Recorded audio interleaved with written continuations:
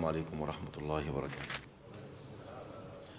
إن الحمد لله تعالى نحمده ونستعين به ونستغفره ونعوذ بالله من شرور أنفسنا ومن سيئات أعمالنا. من يهده الله فلا مضل له ومن يضلل فلا هادي له، وأشهد أن لا إله إلا الله وحده لا شريك له، وأشهد أن محمدا عبده ورسوله. اللهم صل وسلم وبارك على نبينا محمد وعلى آله وأصحابه أجمعين. أما بعد، أيها الإخوة والأخوات، توقفنا في اللقاء السابق عند قول المصنف رحمه الله تعالى: وعن عمرو بن خارجة رضي الله عنه قال: خطبنا رسول الله صلى الله عليه وسلم بمنى وهو على راحلته ولعابها يسيل على كتفيه. قال المصنف: أخرجه أحمد والترمذي وصححه. بسم الله الرحمن الرحيم. السلام عليكم ورحمة الله وبركاته. Alhamdulillah wassalatu wassalamu ala Rasulillah wa ala alihi wa sahbihi wa mawalah. Asyhadu an la ilaha illallah wahdahu la syarikalah wa asyhadu anna Muhammadan abduhu wa rasuluhu, amma ba'd. Bapak Ibu hadirin hadirat yang semoga senantiasa dirahmati oleh Allah Azza wa Jalla, Fadilatul Syekh Dr. Abdul Hasan Ali Jadullahil Misri hafizahullah wa ra'ah, membuka kajian kita pagi ini dengan muji Allah Subhanahu wa taala. Selanjutnya salawat dan salam semoga senantiasa diberikan kepada Nabi kita yang mulia, Nabi besar Muhammad sallallahu alaihi wasallam.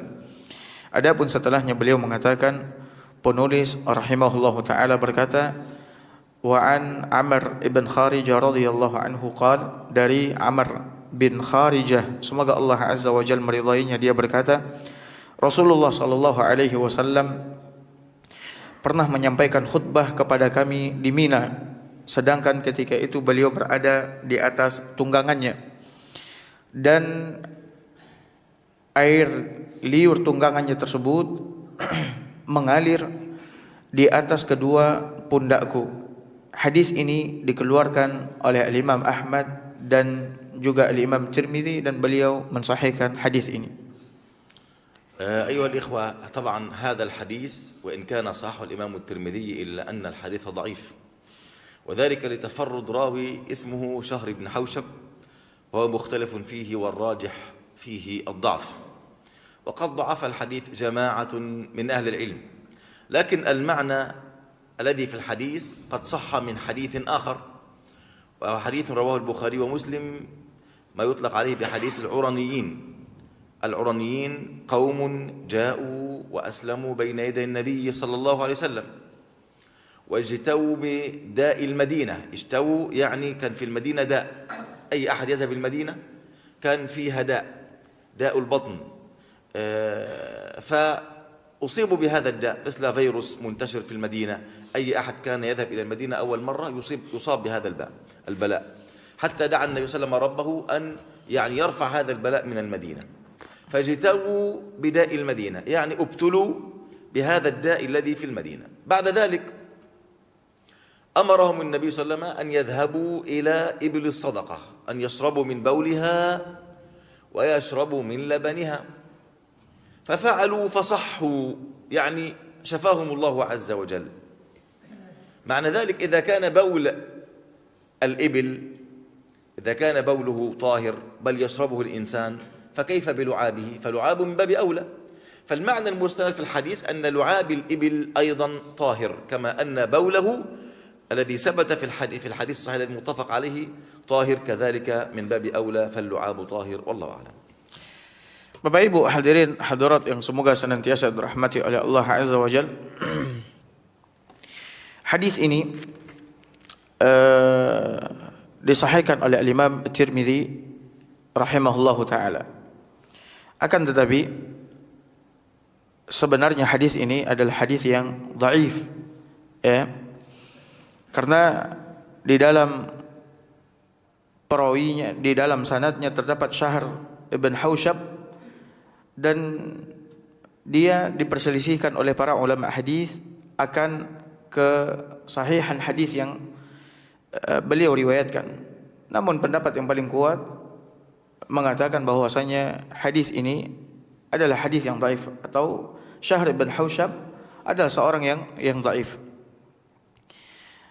Akan tetapi hadis ini maknanya ya sahih, karena ada di dalam hadis yang lain yang menjelaskan tentang kesahihan makna hadis ini, yaitu hadis yang diriwayatkan oleh Imam Al-Bukhari dan juga Al-Imam Muslim dan imam-imam lainnya, di mana Nabi SAW memerintahkan orang-orang Uraniyin yaitu utusan yang datang ke kota Madinah untuk menemui Nabi SAW. Nah, ketika mereka datang ke kota Madinah, mereka masuk ke kota Madinah, mereka ditimpa penyakit yang ketika itu tengah tersebar di kota Madinah, ya, penyakit perut, ya, mereka semuanya sakit perut dan menimpa mereka seluruhnya.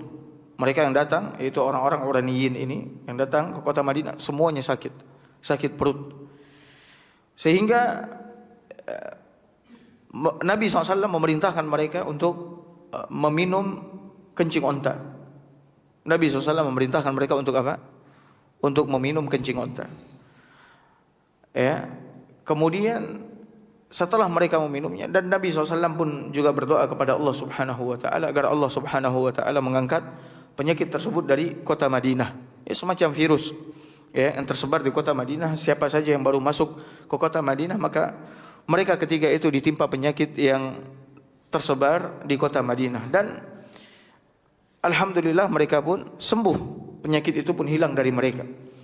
Nah, kalau sekiranya kencing onta saja, ya, suci, diminum oleh sahabat-sahabat Nabi SAW ini, yaitu orang-orang Uraniyin ini, maka tentunya air liur onta tersebut juga apa?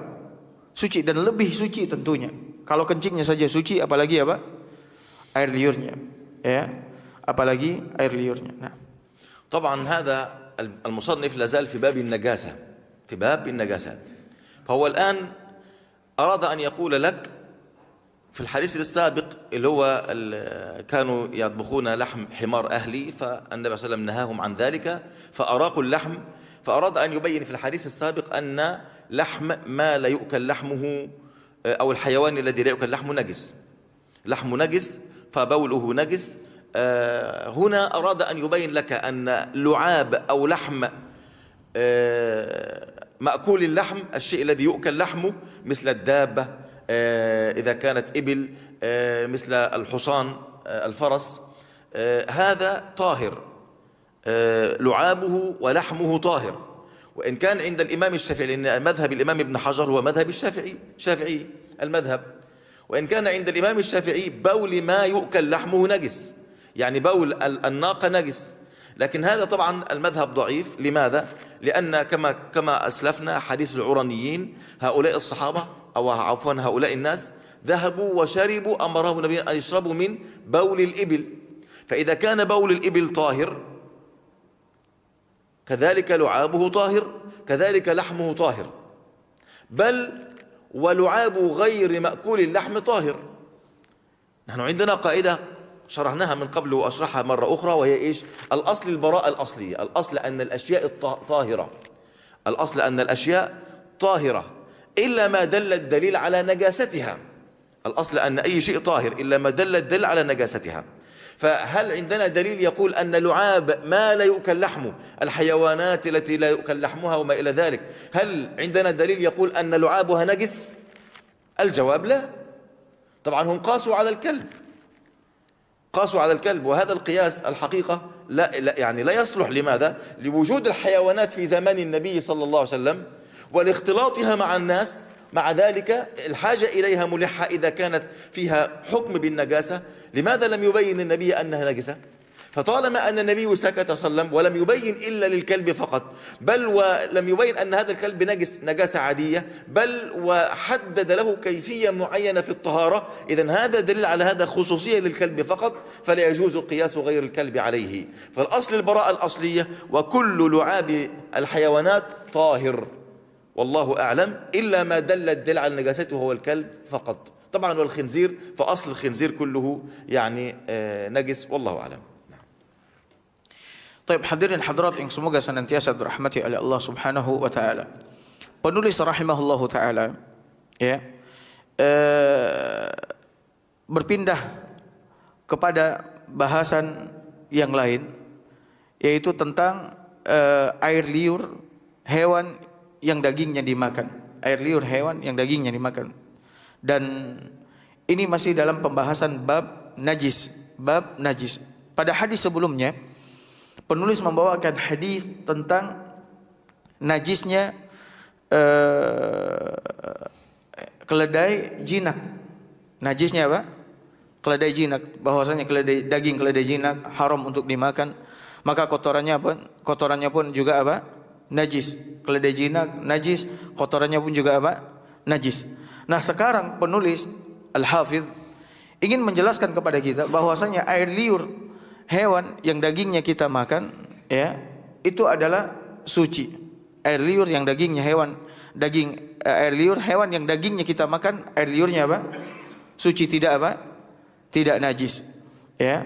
Meskipun di dalam mazhab Al-Imam Syafi'i rahimahullahu taala, di dalam mazhab Imam Syafi'i ya mengatakan bahwasanya air liur hewan yang dagingnya dimakan itu najis. Ya. Akan tetapi mazhabnya lemah, pendapatnya lemah. Lu'abu ma yukal lahmu tahir, amma baulu najis. Di dalam mazhab Imam Syafi'i, ya, beliau mengatakan atau dikatakan bahwasanya kotoran hewan yang dagingnya dimakan najis. Kotoran yang dagingnya dimakan najis, ya. Sedangkan air liurnya tidak. Akan tetapi mazhab Imam Syafi'i rahimahullahu taala ini lemah. Lemahnya kenapa? Karena bertentangan dengan hadis yang sabit dari Al-Imam Bukhari dan Muslim tentang hadis Uraniyin. Tentang hadis Uraniyin di mana Nabi SAW memerintahkan mereka untuk meminum air kencing apa? Air kencing onta. Ya, meminum air kencing onta. Nah, Bapak Ibu hadirin hadirat yang semoga senantiasa dirahmati oleh Allah Subhanahu wa taala. Syekh menjelaskan kepada kita kaidah yang telah kita jelaskan di pertemuan-pertemuan sebelumnya, bahwasanya ini kaidah yang sangat penting sekali untuk kita pegang, bahwasanya hukum asal segala sesuatu adalah suci. Hukum asal segala sesuatu adalah apa? Suci, kecuali apabila ada dalil yang menerangkan bahwasanya sesuatu itu najis. Kecuali apabila ada dalil, keterangan yang menerangkan bahwasanya sesuatu itu najis. Maka selama tidak ada dalil yang menerangkan sesuatu itu najis, maka kembali kepada hukum asal. Ya, sebagian ulama mengatakan bahwasanya hewan yang dimakan dagingnya kotorannya suci. Sebagian ulama lagi lainnya mengatakan bahwasanya hewan yang tidak dimakan dagingnya maka kotorannya adalah apa? Najis. Sebenarnya termasuk hewan yang dagingnya tidak halal untuk dimakan, ya, kotorannya juga suci. Selama tidak ada dalil yang menerangkan bahwasanya kotorannya apa? Najis. Karena hewan-hewan tersebut juga ada di zaman Nabi SAW. Ya. Dan para sahabat juga berinteraksi dengan mereka. Bahkan seringkali dinaiki atau ditunggangi atau hidup bersama para sahabat Nabi SAW. Maka selama tidak ada dalil yang menerangkan akan kenajisan sesuatu, maka kembali kepada hukum asalnya, yaitu apa? Suci. Ya, kembali kepada hukum asalnya, yaitu apa? Suci. Maka hewan-hewan yang memang ada dalil, ya, tentang kenajisannya, seperti air liur anjing. Seperti air liur apa? Anjing. Ini memang ada dalil yang menerangkan akan kenajisannya. Bahkan Nabi SAW lihat, Nabi SAW terangkan kenajisannya. Bahkan Nabi SAW juga menetapkan bagaimana cara menyucikan sesuatu yang terkena najis-najis tersebut. Ditetapkan oleh Nabi SAW bagaimana cara menyucikannya. Ya, maka tentunya kalau sekiranya sesuatu itu bernajis, pasti akan diterangkan oleh Nabi SAW. Ya, bahkan detail Nabi terangkan bagaimana cara mengangkat atau menyucikan najis tersebut juga pasti akan diterangkan oleh Nabi SAW. Ya, maka kembali kepada hukum asal, baik hewan yang halal dimakan dagingnya atau hewan yang haram dimakan dagingnya. Kalau kita ingin mengatakan apakah air liurnya, apakah kotorannya najis atau tidak, maka mesti ada dalil yang menerangkan akan kenajisannya. Namun kalau sekiranya tidak ada, maka kembali kepada apa? Hukum asal. هل في سؤال في هذا نذهب إلى الحديث الآخر. Taib, Syekh bertanya apakah ada pertanyaan berkaitan dengan masalah ini yang ingin ditanyakan? Silahkan. Ya. Nah. Bighal. البغل. البغل حكمه حكم الحمار، لأنه ليس يعني بفرس خالص، وإن كان هو متولد ما بين الفرس والحمار، إلا أنه لا يأخذ حكم الفرس، وإنما يعني يأخذ حكم الحيوان العادي، لقول الله عز وجل: والخيل والبغال والحمير لتركبوها وزينة. لتركبوها وزينة. من أين عرفنا أن الخيل هنا هو الذي يؤكل؟ من النص النبوي، بقول أسماء: نحرنا فرسا على عهد النبي فأكلناه. إذن الفرس له خصوصية خاصة، وهو نص خاص بحل أكله. أما الحمير والبغال هذه إيش؟ والخيل والبغال والحمير لتركبوها وزينة، هذه للركوب وزينة لنا والله أعلم. أما ما يتولد عنه من كما قلنا أسلفنا من عفوا من بول أو غائط أو ما إلى ذلك أو لعاب، فهذا حكمه في الأصل الطهارة والله أعلم. Pertanyaannya, bagaimana dengan daging baglah, daging bagal atau bighal? Bighal itu hewan campuran antara keledai dengan kuda. Ya, namanya apa? Bighal. Keledai dengan apa? Kuda. Syekh mengatakan bahwasanya dagingnya apakah halal untuk dimakan? Ya, dagingnya apa? Apakah halal untuk dimakan? Maka Syekh mengatakan hukumnya sama dengan hukum keledai. Hukumnya sama dengan hukum apa? Keledai. Tidak halal untuk dimakan. Ya, adapun kuda, ya, dagingnya halal untuk dimakan. Ya, dagingnya halal untuk dimakan. Di dalam Al-Quran Allah Subhanahu wa Ta'ala mengatakan, dan bighal, kata Allah Azza wa Jalla, bighal kuda, kemudian hamir, ya, Allah Subhanahu wa Ta'ala ciptakan ini untuk kalian tunggangi dan sebagai perhiasan buat kalian. Sebagai perhiasan buat kalian. Ayat ini menunjukkan bahwasanya ini bukan untuk dimakan, tapi dijadikan sebagai apa? Tunggangan dan perhiasan. Nah, bagaimana dengan kuda? Kuda ada nas atau dalil yang lain yang menerangkan bahwasanya dagingnya halal untuk dimakan. Hadis Asma, ya, radhiyallahu anha, di mana dia mengatakan bahwasanya kami menyembelih kuda pada masa Nabi SAW untuk kami makan. Ya, kami menyembelih kuda pada masa Nabi SAW untuk kami apa? Kami makan. Nah, adapun bighal dan keledai ini haram untuk dimakan. Ini haram untuk dimakan. Namun sesuai dengan bahasan kita pagi ini, bagaimana dengan kotorannya? Ya, apa yang keluar dari hewan tersebut? Maka kembali kepada kaidah yang tadi telah disebutkan oleh Syekh, bahwasanya hukum asal segala sesuatu adalah terlepas dari kenajisan, ya, kembali kepada hukum suci. Maka apa yang keluar darinya adalah suci, kotorannya kah, air liurnya kah, selama tidak ada dalil yang menerangkan bahwasanya itu semua najis. Wallahu a'lam bissawab. Nah, ada lagi yang mau bertanya? Silakan.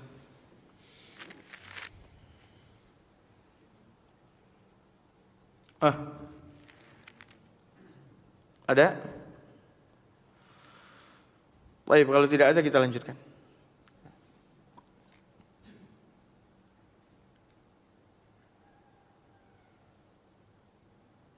Lanjut. Ada yang mau nanya? Nah. طيب.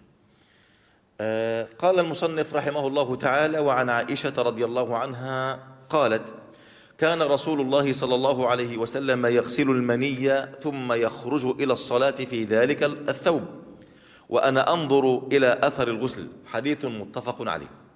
ولمسلم: لقد كنت أفركه من ثوب رسول الله صلى الله عليه وسلم فركا فيصلي فيه. وفي لفظ له: لقد كنت أحكه يابسا بظفري من ثوبه. Taib, Al-Imam Al-Hafidh rahimahullahu ta'ala berkata, dari Aisyah radhiyallahu anha, dia berkata, Rasulullah sallallahu alaihi wasallam pernah mencuci maninya, itu pakaian yang terkena air mani. Kemudian beliau keluar untuk sholat dengan pakaian tersebut, pakaian yang terkena mani yang kemudian yang beliau cuci tersebut, beliau keluar dengan pakaian tersebut untuk sholat. Wa ana anzur ila atharil ghasal, kata Aisyah, dan ketika itu pun aku melihat ya bekas cucian Nabi SAW tersebut di pakaiannya itu. Ya, Nabi mencuci pakaiannya yang terkena mani, kemudian beliau keluar dengan pakaian tersebut sholat, dan Aisyah melihat bekasnya. Ya, Aisyah melihat apa? Bekas cucian itu di pakaian Nabi SAW. Hadis ini muttafaqun alaih. Kemudian di dalam riwayat Imam Muslim, Aisyah mengatakan, sungguh aku pernah hukum apa pakaian Nabi SAW yang terkena air mani tersebut. Ya, khamar dirubah menjadi ya.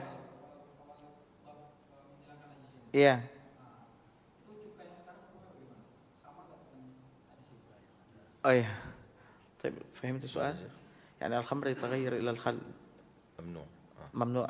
فطيب هل سواء بالخل الموجود الآن؟ طبعا ليس كل الخل الموجود الآن متولد من الخمر، ليس كل الخل الموجود الآن متولد من الخمر. الحديث يقول أن كيف يا رسول الله هل تتخذ الخمر خلا؟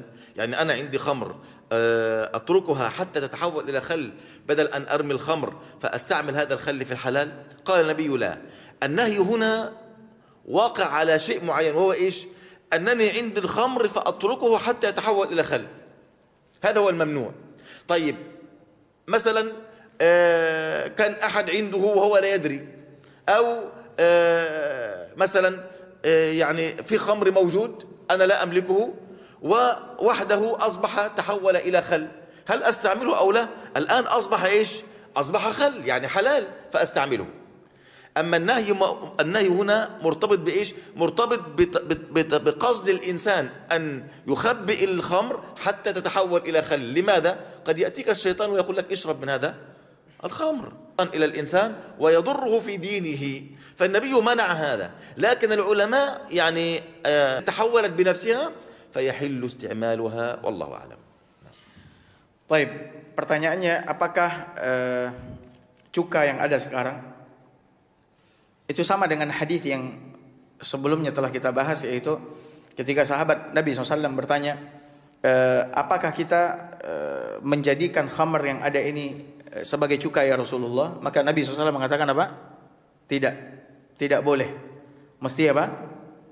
Dibuang, kan gitu, mesti dibuang. Nah, apakah cuka di sini sama dengan cuka yang ada sekarang, yang ada di zaman sekarang ini? Maka Syekh mengatakan bahwasanya tidak semua cuka itu bahannya dari apa? Khamr. Ini yang harus kita pahami. Ini jangan-jangan khamr ini. Enggak, tidak semua cuka diambil dari apa? Khamr, ya. Tidak semuanya cuka yang sekarang ada. Nah, kemudian Syekh kembali menerangkan kepada kita tentang hadis itu. Ya, tentang hadis itu. Larangan di dalam hadis ini, ya, maksudnya adalah orang yang memiliki khamar, dia punya khamar ini. Khamar kan haram untuk kita minum, nggak boleh kita minum, ya. Apakah kemudian dia simpan khamarnya daripada dibuang, mubazir, kemudian apa? Disimpan untuk berubah menjadi apa? Cuka dan boleh untuk digunakan untuk makanan dan sebagainya. Ya. Ini yang dilarang sama Nabi SAW.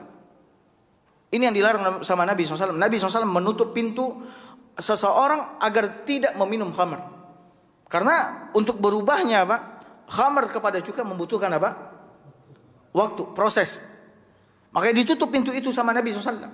Karena boleh jadi ketika dia berniat untuk menyimpan khamar agar berubah menjadi cuka, setan datang kemudian membisikkan kepadanya untuk meminum apa? Khamr, untuk minum khamr.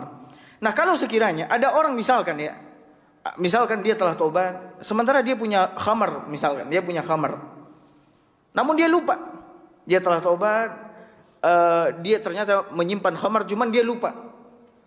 Ya, kemudian seiring berjalan waktu dia temukan khamr yang dia simpan, namun telah berubah menjadi apa? cuka. Taib, ketika itu boleh atau tidak dia gunakan itu? Ketika itu boleh atau tidak dia gunakan? Boleh. Ya, ketika itu boleh dia gunakan. Kenapa? Karena dia tidak tidak menyengaja. Tidak apa? Menyengaja menyimpan khamar untuk berubah menjadi apa? Cuka. Dan ini di pendapat jumhurul ulama, kalau sekiranya ada orang yang tidak menyengaja, atau misalkan ada khamar tersimpan, ditemukan oleh orang, ya, sudah tersimpan, ditemukan oleh orang, kemudian telah berubah dengan sendirinya dengan menjadi apa? Cuka, maka jumhurul ulama mengatakan boleh untuk apa? Digunakan. Tapi kalau kita menyengaja, kita punya khamar, kemudian kita simpan daripada kita buang sia-sia, dan tentunya lebih mahal. Nah, kalau seseorang menyengaja dia simpan khamar, kemudian agar berubah menjadi cuka karena ya dia sayang, dia buang, mubazir dan sebagainya, ini yang dilarang sama Nabi SAW. Nabi SAW tutup pintu itu agar jangan sampai selama proses tersebut ya dia kemudian tertipu oleh syaitan, kemudian dia minum khamar itu sebelum berubah menjadi apa? Cuka. Sebelum berubah menjadi cuka. Jadi jumhur ulama mengatakan kalau sekiranya khamar itu berubah dengan sendirinya menjadi cuka, maka boleh untuk apa? Digunakan. Tapi kalau orang yang menyengaja, maka ini yang dilarang oleh Nabi sallallahu alaihi wasallam. Wallahu a'lam. Soal, ketika orang punya khamar, boleh dia jual untuk orang kafir?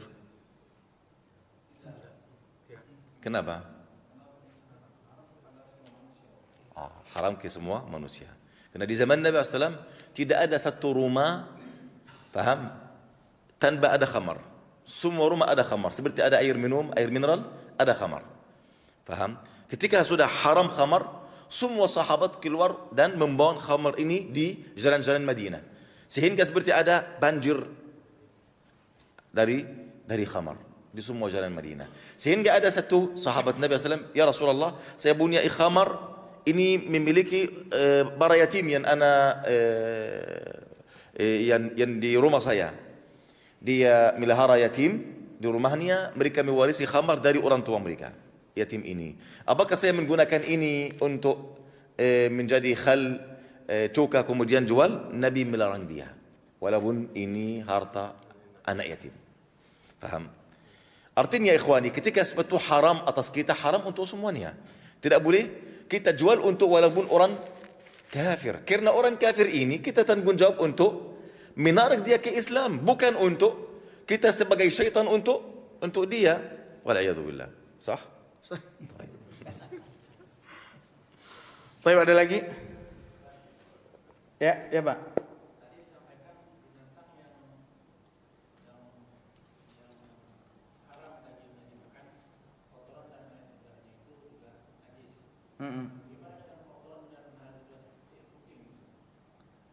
Itu pendapat sebagian ulama. Baik, mungkin tafadhal Syekh. Mada Syekh? يعني قيل من قبل أن بول وغائط. أيوة ما لا يؤكل لحمه نجس.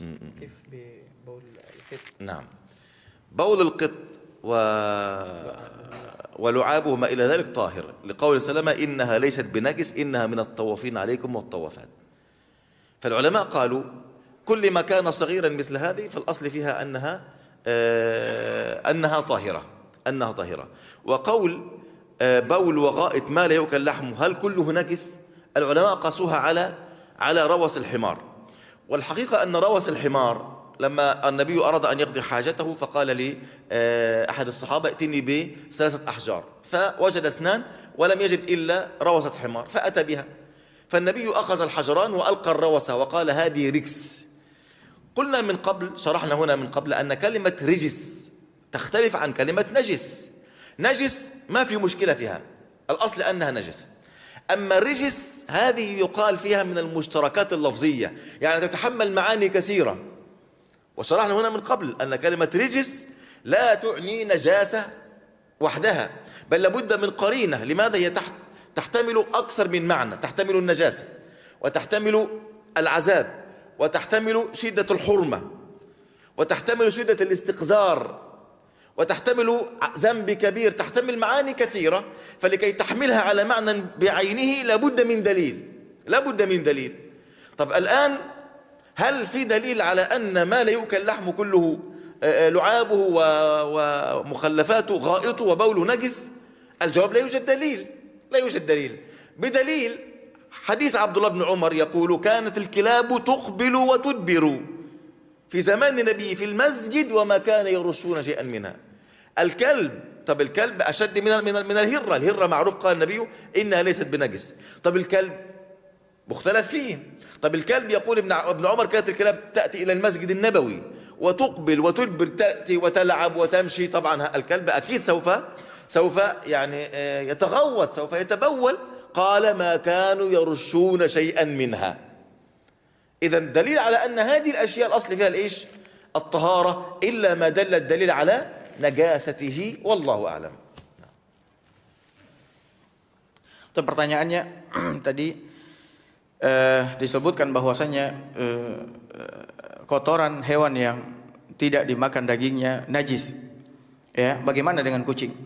Baik, Bapak Ibu hadirin hadirat yang dimuliakan oleh Allah Azza wa Jalla, ini pendapat para ulama. Ada di antara ulama yang berpendapat bahwasanya hewan yang dimakan dagingnya, ya, halal dagingnya untuk dimakan, maka kotorannya suci.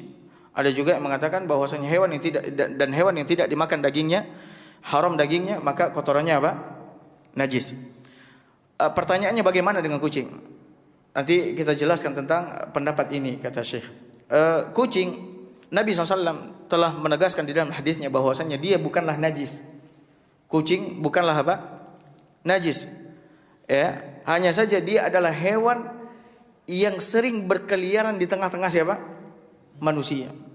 Manusia tidak bisa pisah dengan kucing. Ya. Kucing suka sama manusia, suka dekat dengan manusia, bahkan tinggal dengan siapa? Manusia. Ya. Nah, dan kita sulit untuk apa? Melepaskan diri dari kucing. Boleh jadi kucing itu kencing, boleh jadi kucing itu berak, boleh jadi kucing itu apa? Air liurnya menjilati bagian apapun di rumah kita dan seterusnya. Ini tidak bisa kita apa? Kita elakkan, karena dia adalah hewan yang paling sering berkeliaran di tengah-tengah manusia, artinya hidup dengan manusia. Dan Nabi SAW telah tegaskan bahwasanya kucing bukanlah apa? Najis. Nah, kemudian Syekh menjelaskan kepada kita hewan-hewan kecil seperti kucing atau hewan kecil lainnya misalkan yang sulit bagi kita untuk terlepas darinya, maka biasanya kotorannya tidak najis. Kotorannya apa? Tidak najis. Ya, hewan-hewan yang kecil seperti itu. Dan hewan-hewan yang besar pun, kalau sekiranya tidak ada dalil yang menjelaskan akan kenajisan kotorannya, maka dia kembali kepada hukum apa? Hukum asal. Seperti keledai jinak misalkan. Keledai jinak, Nabi SAW mengatakan, dan hadisnya telah kita lewati, bahwasanya keledai jinak itu tidak boleh dimakan, dilarang oleh Allah dan Rasul karena dia adalah rijis. Kata rijis ini telah dijelaskan oleh Syekh. Ya, bahwasanya kata rijis ini bukan kata yang hanya memiliki satu makna, ya, yang berarti najis saja, tidak. Akan tapi di sana ada makna-makna yang lain. Dan ini telah kita terangkan, kata Syekh. Ya, kita telah terangkan. Kata rijis di situ berarti azab. Kata rijis di situ bisa berarti najis. Kata rijis di situ bisa berarti sesuatu yang sangat kotor sekali, tapi dia tidak najis. Kata rijis juga berarti dosa besar. Jadi satu lafaz yang memiliki banyak makna. Nah, apakah kotoran keledai jinak najis? Apakah kotoran keledai jinak najis? Padahal dagingnya tidak boleh apa? Dimakan. Maka kalau kita ingin mengatakan dia najis, maka kita mesti mendatangkan apa?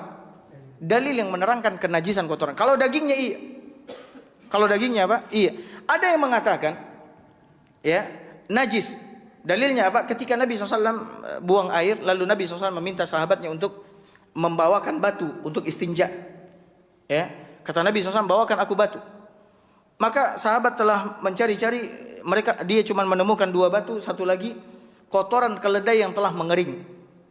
Maka diambil sama Nabi SAW 2 batu tersebut, lalu Nabi SAW membuang kotoran tersebut. Nabi mengatakan sesungguhnya itu rijis. Apakah rijis ini maknanya najis? Kalau sekiranya maknanya najis, kita butuh kepada qarinah. Qarinah itu keterangan lain yang menguatkan bahwasanya kotoran keledai itu adalah apa? Najis.